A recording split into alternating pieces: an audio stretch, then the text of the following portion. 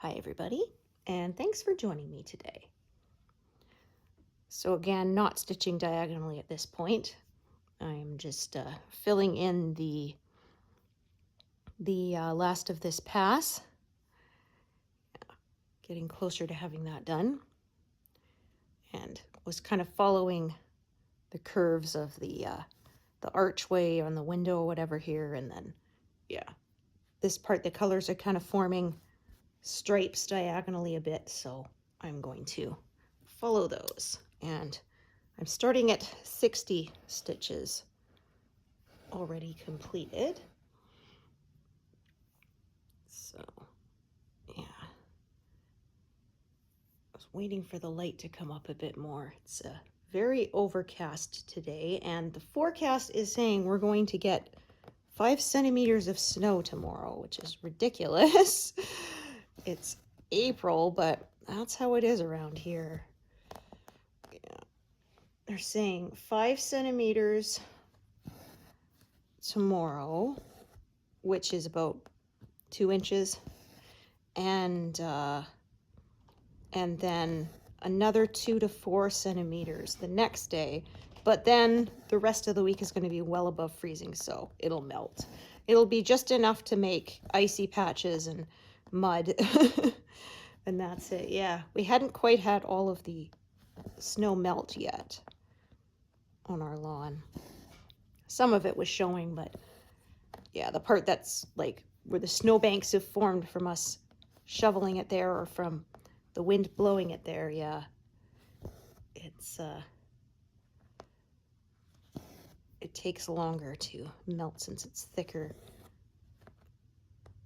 They tend to get covered with dirt too, which acts like an insulator. Yeah, the piles of snow that they plow for the parking lots, yeah, those always take forever because they end up covered in, the gravel and stuff that they spray down to try to keep cars from slipping. And yeah, it acts as a good insulator, and it's there for weeks after the last snowfall.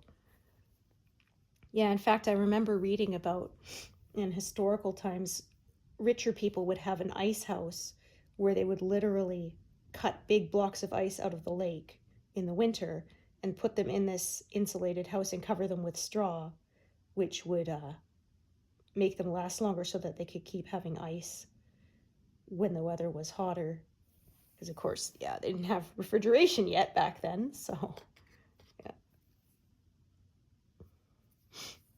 Yeah, actually, I remember reading there was one, they said it they called it the year without a summer, and it was the year that the volcano Krakatoa exploded.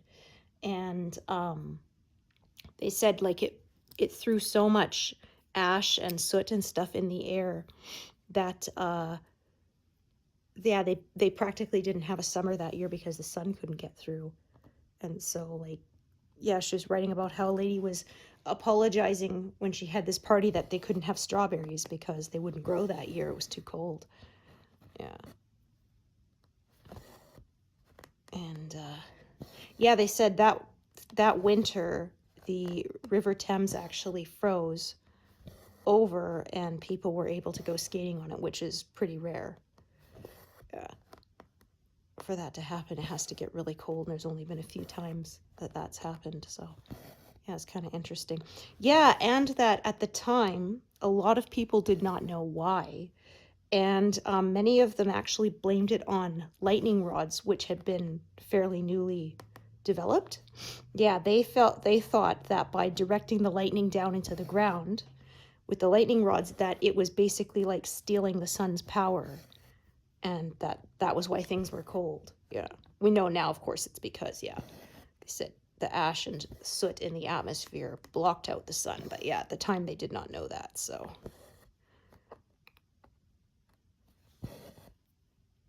yeah, I thought that was kind of interesting though. Yeah, I've read a lot of historical stuff.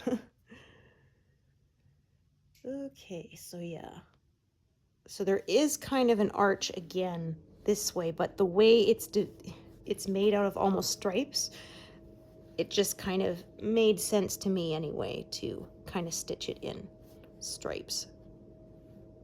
That way I avoid leaving gaps more easily. So this one won't go quite as quickly, I think, because there's fewer big blocks like there were last time I was stitching. There's not as many colors, but because it's kind of broken into stripes like that, yeah, it'll slow me down a little bit. Yeah, so I meant to park this one in the bottom of this run, but I miscounted, realized that's okay. Not a big deal.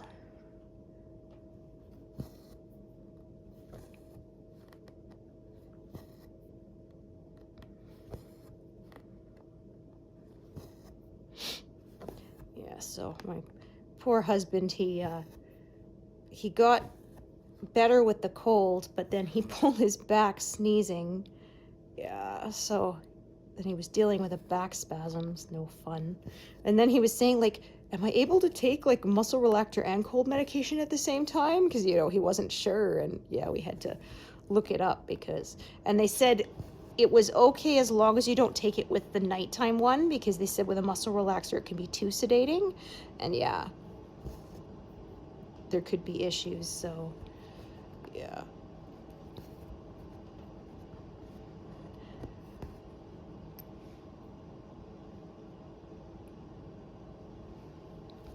Because yeah, he was saying I have to decide, do I want to deal with the cold symptoms or the muscle spasm symptoms? Yeah, that's always a not so fun dilemma. Ooh.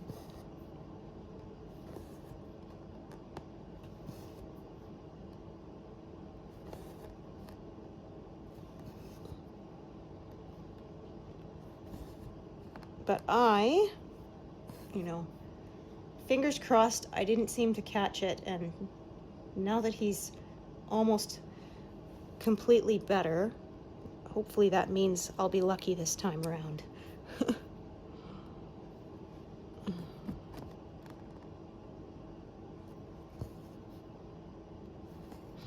Yeah, I said I think the worst part is when you're sick and you can't breathe through your nose, so then I said your throat's always so sore, but it's like, is it from the virus or is it from having to breathe through your mouth? Or is it, I guess, a combination of both probably. Yeah, it always sucks. Okay. So yeah, I'm just gonna be sort of snaking back and forth along this sort of diagonal slope here.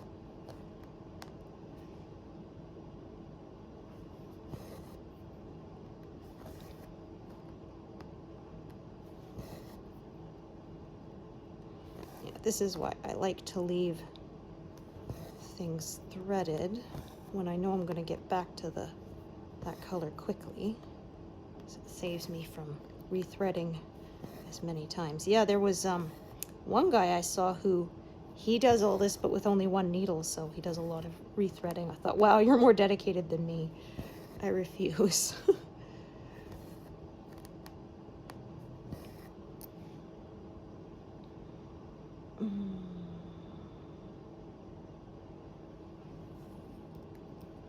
Yeah, so I have more than one thread of this color here, but again, there is a lot of it in this section of the pattern, so I'm going to end up using them all.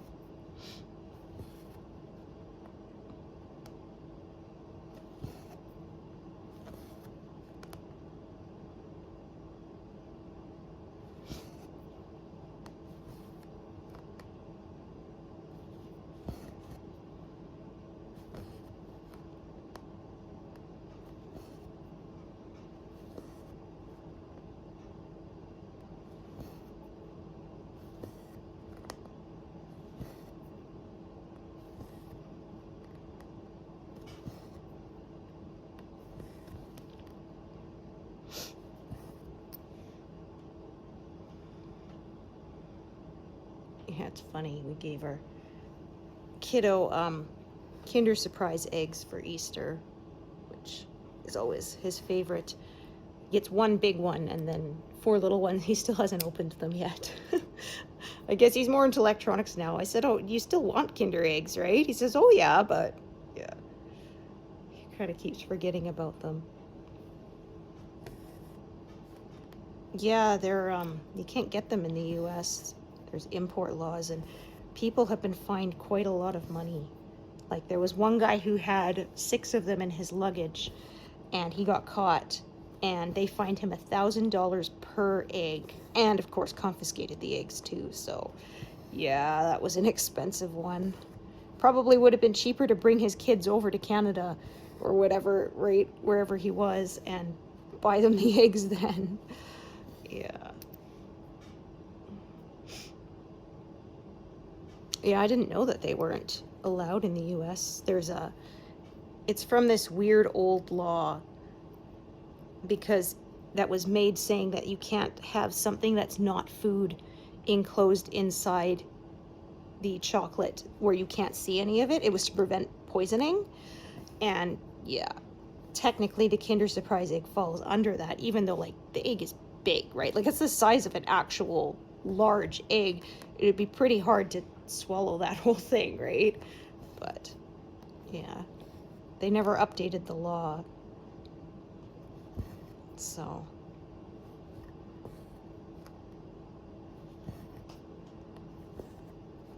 yeah, I said I feel bad for people because I said Easter basket or a Christmas stocking just isn't the same if you don't get to have any Kinder Surprise. Yeah, like the company makes other kinds of chocolates that they can have, like they have the mini chocolate eggs with no toys inside, and like sort of, you know, candy bars and stuff. Those they're allowed to have, but yeah, the little egg with the toy inside, they can't. Some people make a big deal of collecting them too. I've seen on eBay the rarer ones can go for a fair amount of money. Yeah, because they'll have full collections of different themes sometimes. And yeah, of course, whenever you do that, there's always going to be somebody who wants to collect them all, right?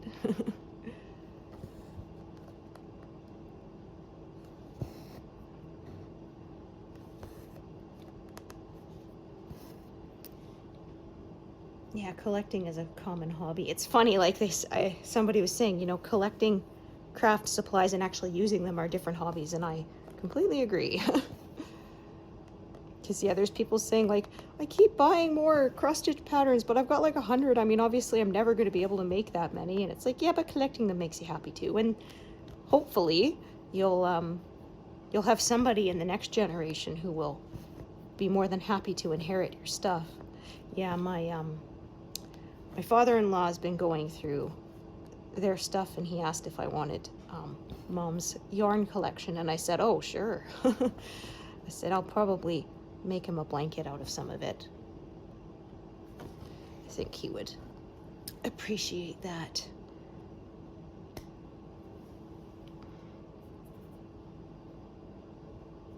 Yeah, my mother-in-law was a bit of a hoarder. I think because, well, when they came from Hungary, it was still part of the USSR at the time, and they basically had to escape with not much more than they could fit in the car, so they had to start over with like nothing. And so yeah, I think after that she wasn't able to throw anything away, which I think is pretty common. So yeah, they came here when my husband was 5, and his next youngest sibling was 4. Yeah, they're a year and 4 days apart. They're very close in age. Yeah. And then they went on to have 4 more kids here, but all of their kids are fluent in both English and Hungarian, so that's pretty cool. Yeah.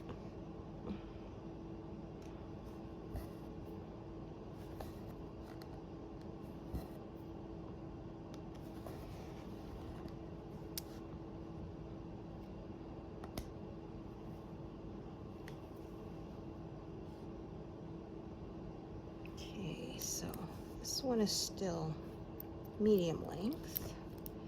And this one, let's see how long it is. Oops, try and grab just the one thread. Oh, that's even longer, I think. All right, that's okay. I will use both until they run out.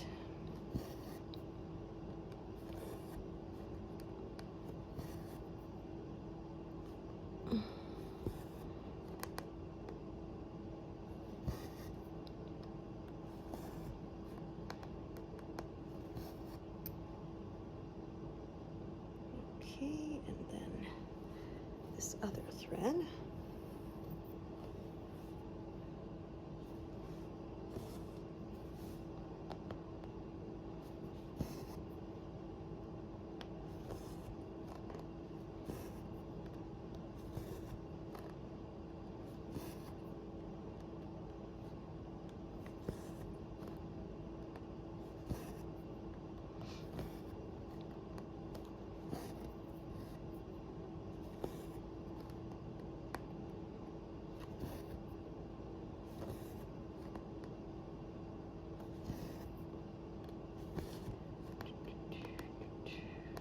Okay.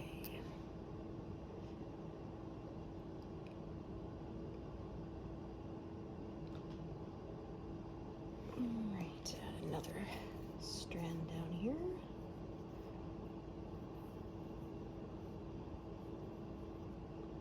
Yeah, so sometimes I'm working from the bottom up and sometimes kind of working from the top down.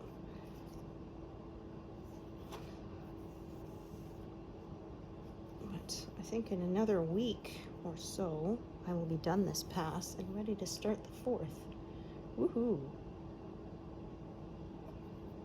Yeah, I always enjoy finishing a pass across the piece. It definitely gives that feeling of accomplishment. Yeah, like they say, these projects are so big, you gotta you gotta take your milestones where you can. Yeah, it's funny, when I first started stitching, I was so much slower. I did a little sampler, just probably maybe, 3,000 stitches altogether, and that took me like a year. And now, I do 3,000 stitches in like a week. So, yeah. Okay. Oh, goodness, pardon me. Okay, I need another new strand.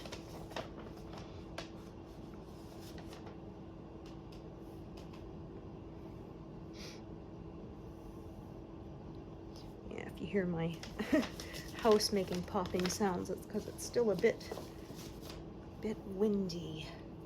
Not as bad as last time I was filming, but yeah. I think it's that cold weather front blowing in to bring that snow that they're forecasting.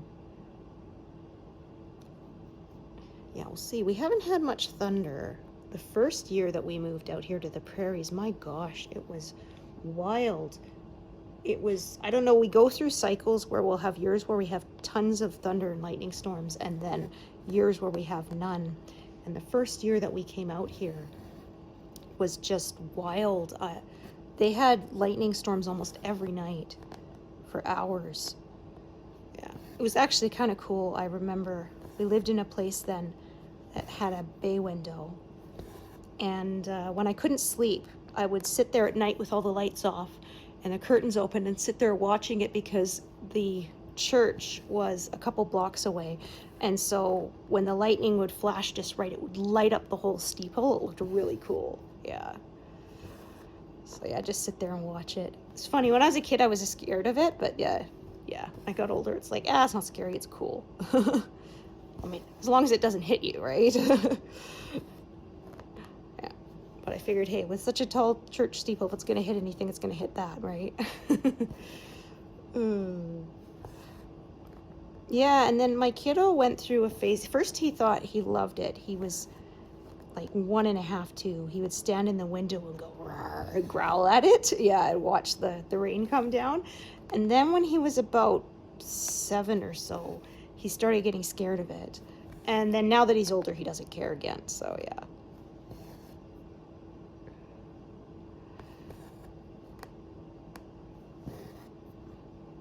Yeah, I know a lot of people have a phobia about it.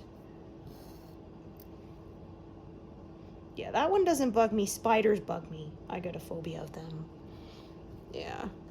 And like I said, when I was little, it didn't bother me so much. But then I had one come down off the ceiling and land on my pillow when I was a kid.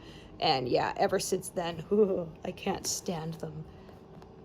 They give me the heebie-jeebies. Yeah, like I said, I can handle wasps and stuff like that. I mean, I don't like them, but they don't terrify me. But spiders just, yeah, they hit my immediate terror and ick buttons. Oh my gosh. There was a case I read about, I think it was in New Zealand or something. And it was this news story where the neighbors called the police because they heard a guy yelling, and then they thought they heard a woman screaming and like furniture crashing. So they called the police, right? And the police call up and they said, like, how's your wife? The guy's like, well, I don't have a wife. They're like, well, your girlfriend then. He's like, I don't have a girlfriend. He's like, well, we know you got a woman in there. Like, your neighbors heard her. And then he's like, oh, yeah, actually, that was me. Because he hated spiders. And so, yeah, he was yelling at it because he was, terrified of it. And then it would start running towards him, and he'd start screaming this high-pitched scream, and they thought it was a woman. So, yeah. He let the police in to check, and they found that, yeah, there was nobody there, just a spider. And oh my gosh, how embarrassing though, right? Oh, like, yeah, when somebody says screams like a girl, he definitely did.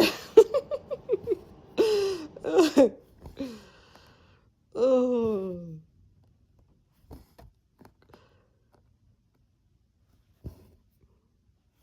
Yeah, I had people say, how can you stand to live where it's so cold? And I said, well, one thing is we have almost no creepy crawlies here. It's too cold for that. Or the ones we do are really small. Yeah. So.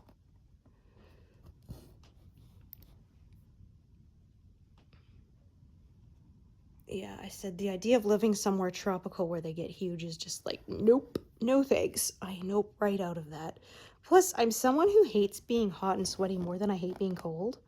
Yeah, because I said if you're cold, you can put on another sweater, make yourself some tea, get a blanket, snuggle up with a loved one, right? But yeah, when it's too hot, I don't like that at all. I don't know, maybe because I'm also used to being cold. I'm almost always feel cold, so. Yeah, I said it was really nice when I was pregnant. It was my second and third trimesters were like through the winter, and then just as it became spring. And so for me, it was nice. A lot of women complain about being too hot. I was perfect. Yeah, I was so nice and warm. I didn't have to wear slippers. My feet were warm. It was so nice because of the increased circulation. Yeah. It lasted for a whole year after he was born, too. Kind of thought, oh, what if it's permanent? That would be nice. But yeah, no. Around the time he turned 1, it went away again. It's like, ah, darn.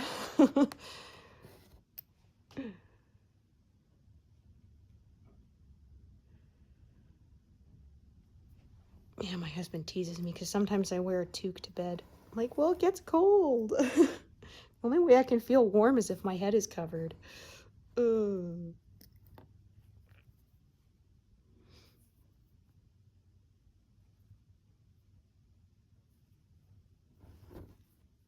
That's a toque, is it? That's a ski hat for all of you who aren't Canadian.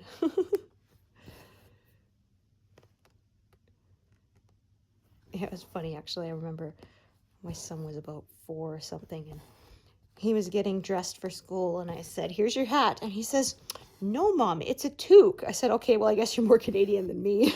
And my friend said, yeah, but here's your toque, where's your hurry? It doesn't have quite the same ring to it, does it? And yeah, it was funny because I posted that on Facebook, and one of my friends from the US is like, oh yeah, that's what y'all call it. I'm like, haha, you said y'all.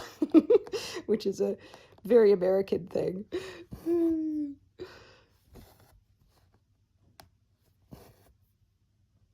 Yeah, it's interesting how it's the same, language, but regional differences mean you use it differently.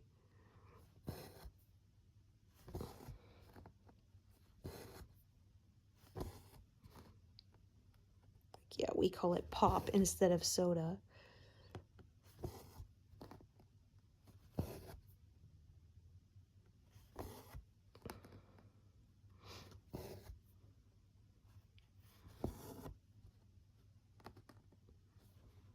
Or I did a quiz one time of how many of these Canadianisms do you know? And I was like, well, I knew basically all of them, but some of them I didn't know were Canadian things. Ooh.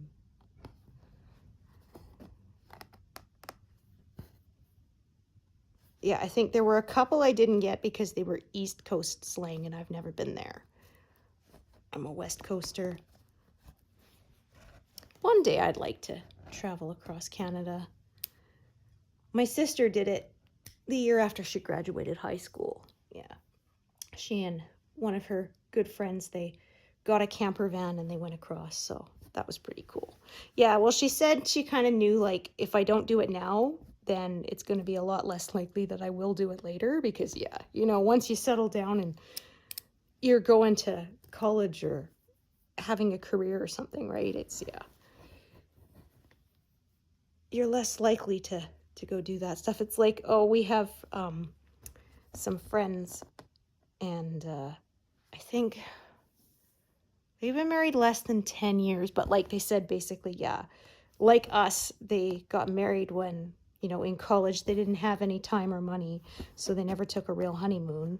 And then they kept saying, well, we'll do it like for, you know, our 5th anniversary, or maybe we'll do it for our 10th. And my husband said, yeah, well, we're on our 22nd and we still haven't done it. And he said that was his parents too. They finally went on their honeymoon trip for like their 25th wedding anniversary or something. Well, they finally went when their oldest kids were old enough to take care of all the younger kids, right? Oh gosh, it was so funny. Yeah, they have a lot of stories from that. My husband said they were, his brother started like eating straight out of the hot chocolate mix, right? And they're saying, oh, that's gross, right? You shouldn't do that. One of his sisters says, and so he's, as a joke, he holds it out the window like, ha ha, you can't reach it. But he accidentally held the canister upside down, so the whole thing dumped out on the ground, right? They're like, oh shoot, right? Like, we're gonna get in trouble for having wasted all this food. And so, you know, being teenage boys, my husband says, well, let's just go and scoop it back in and nobody will know, right? And so they get outside with the can and they discovered that a squirrel was sitting on the pile of hot chocolate mix and eating it. So I was like, yeah, we can't scoop and put that back now that a squirrel's been at it. Oh, yeah. Or he said they were goofing around. Oh, I've got the wrong one highlighted. There we go. It says they were goofing around and they knocked over his mom had this little stork porcelain figurine and they knocked it down and broke it into like, you know, several dozen pieces. Like, oh, he said they spent like the rest of that long weekend or whatever super gluing the whole thing back together. And their mom never noticed for years until they were moving, and she picked it up to wrap it in, you know, newspaper to keep it from getting broken, and looks finally close enough at it, goes, wait a minute, what did you boys do? You know? Oh, he said it was so hard to put it back together too because it had these really long skinny little legs, so the pieces of the porcelain that were its legs were like the size of like a piece of spaghetti. Oh, he said that was the biggest pain trying to put that back together. Oh, yeah.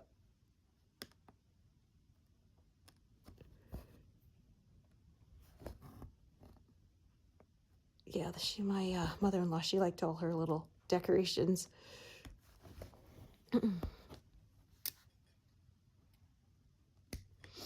But yeah, he said like they got away with it for years. I think my husband was in the military at that point. It wasn't even living at home anymore, but when she finally discovered that they'd broken it. Oh.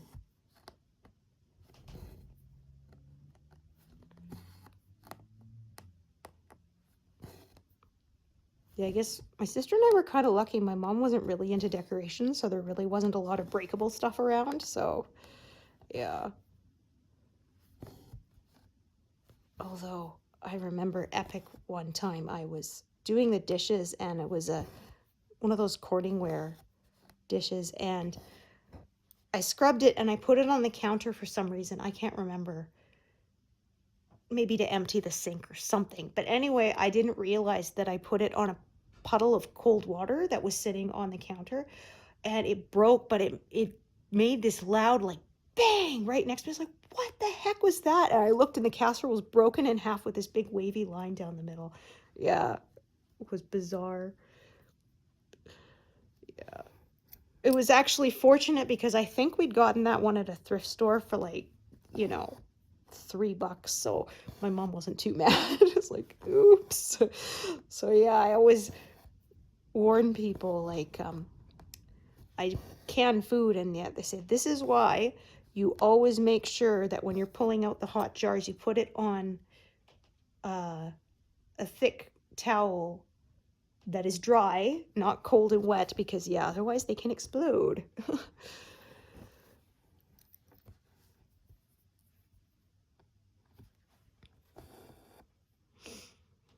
And you do not want that, that is for sure. Yeah, I had one time, I don't do as much anymore, but I have done pressure canning for meats and stuff, and I was pressure canning some chicken broth, and I guess one of the rings, I didn't turn it on as tightly as it needed to be. And when I opened the lid, there was enough pressure and the lid went flying right off.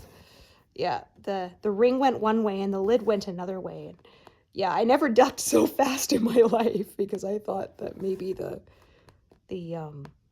jar had exploded. Thankfully, it hadn't. All I did was lose a bunch of broth siphoned out of that jar. But yeah, it was like the weirdest thing.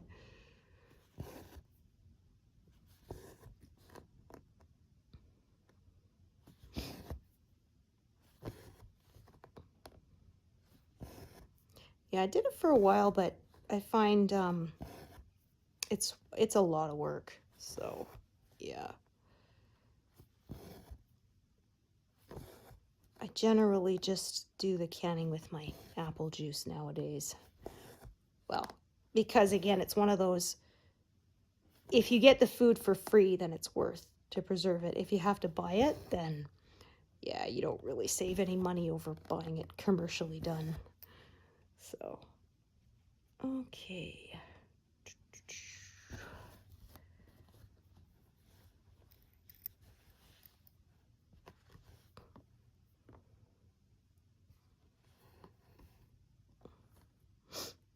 Yeah, so we had friends who were nervous to try the instant pot because they said, well, it's pressure cooking, isn't that dangerous? I said, well, yeah, but you know, only if you do it wrong. Yeah. I said all the times I've seen stories of people with exploding pressure cookers was because they cooked split peas in it, and the foam came up and blocked the vent, and then yeah, because it couldn't release any pressure, built until kaboom.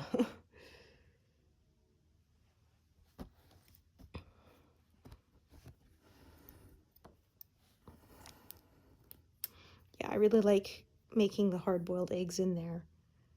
I find it's easy, and I haven't had any broken ones like you can when you have to lower them into boiling water, right? Sometimes they crack from the sudden temperature change. But because with the instant pot, it builds it up slowly. Yeah.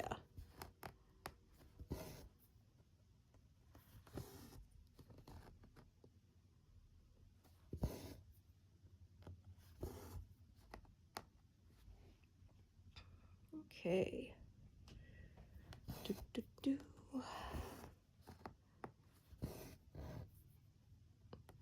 Well, I said it would go a little slower, but I guess the fact that it's kind of like stripes so that I can do several stitches in a row before I have to change color again does keep it moving along at a pretty good pace because, yeah, like I said, I started at 60.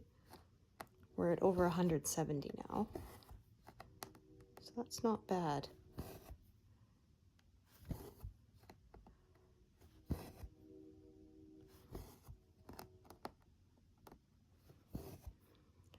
So I've got here where some vines are sort of coming over.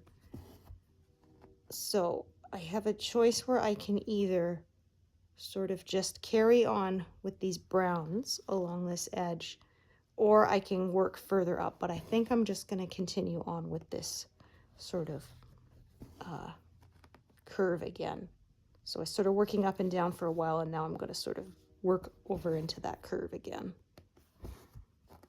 Because, yeah, if I have to fill in sort of more up here, that is a lot more colors and a lot more live needles.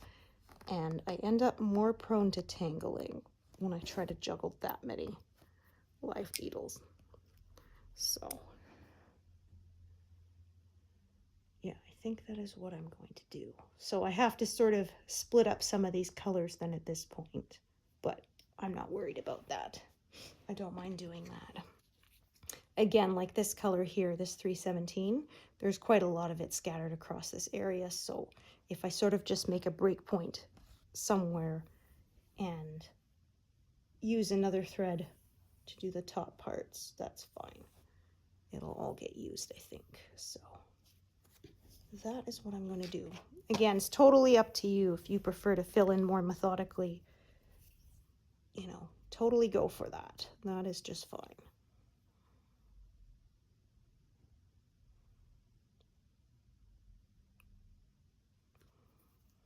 So I'm going to cut it off right about there.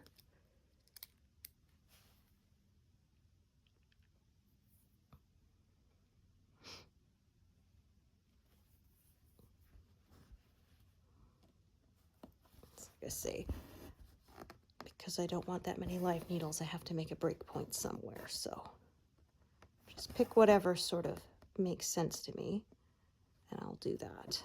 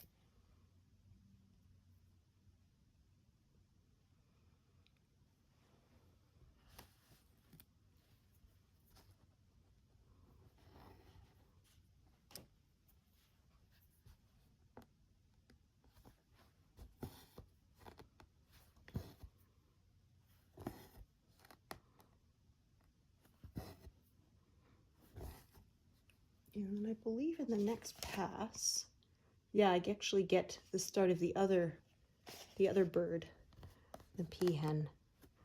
I get the very top of her head.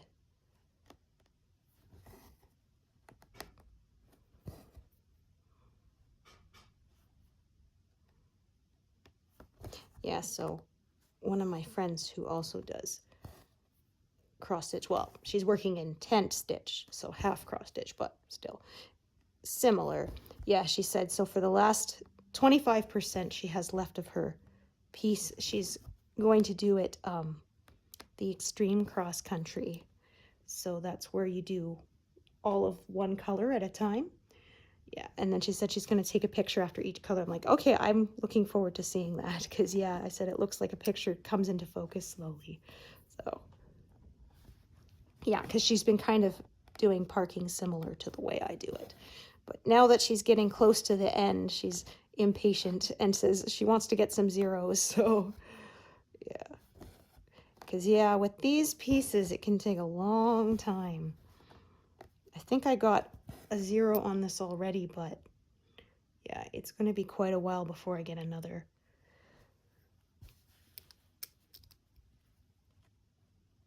Yeah, because I think there was a color that was sort of only in the light colored part of the sky. That's basically done, I think. But yeah, the rest of the colors are kind of scattered throughout, so it's going to take quite a while. It's so much fun at the end, I find, when it's like you start zeroing out left, right, and center. That's always the most fun. When I finish a color, I like to take that envelope out of my tub and put it back into my main set, because then, yeah, by the end, you know, you only have maybe 15 or so colors left. It can be very satisfying to get a 0, put that envelope aside, get the next one, put the envelope aside, yeah. And it goes faster when you have fewer of them to go through. Okay. Ooh.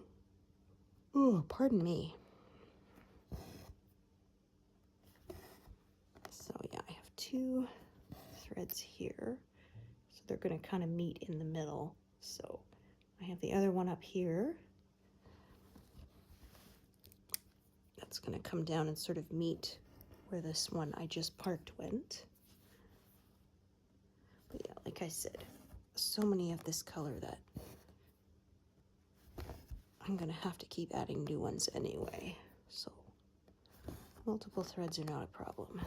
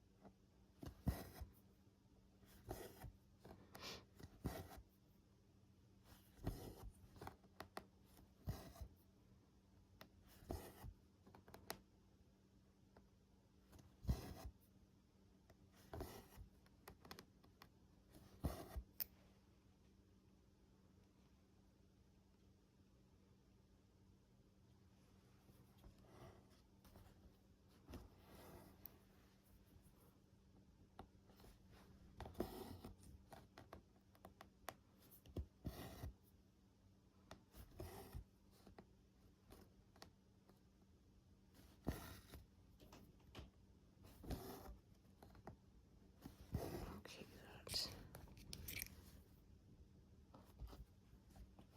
we go.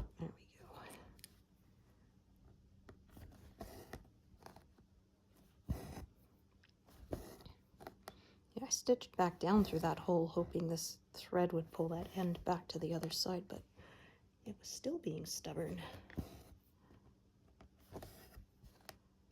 So yeah, I hope the light here is decent since it's so overcast. I did turn on my craft lamp, and I opened my curtains all the way to try and get as much natural light as possible. But I may have to quit soon because the light is dropping again. Yeah, I think those snow clouds are rolling in and they're blocking the sun. Eesh. Because yeah, if it's too dark, it doesn't, I don't want to worry, I don't want my camera to go blurry on me.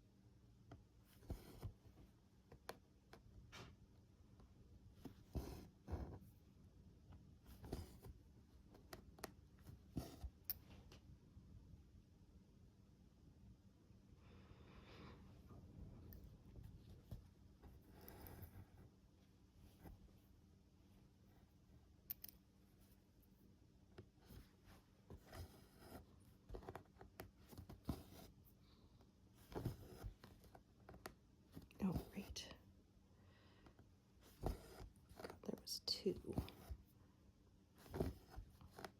down.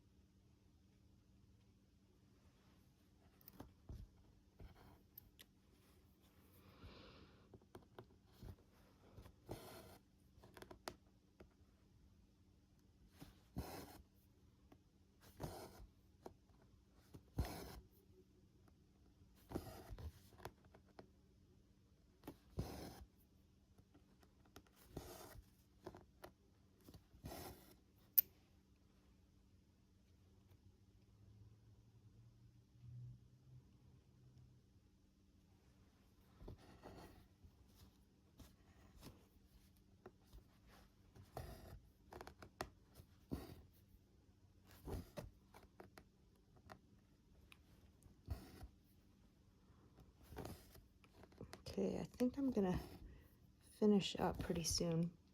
Yeah, sorry, I like to try to stitch for longer, but we're losing the light here unexpectedly. I want the video to be decent quality for you all. So hopefully the next time I sit down to stitch with you guys, things will be cooperating better. Yeah, I said those it was somewhat overcast, but not like now. The very thick snow clouds came rolling in, making it look like it's almost dusk now. Yeah, makes it look like it's much later than it actually is. So this thread is running out right then anyway. So still started at 60. We're at 232 now, so still did quite a lot on camera. Yeah. So yeah, thank you so much for joining me today, and hope to see you here next time. Thanks everyone. Bye.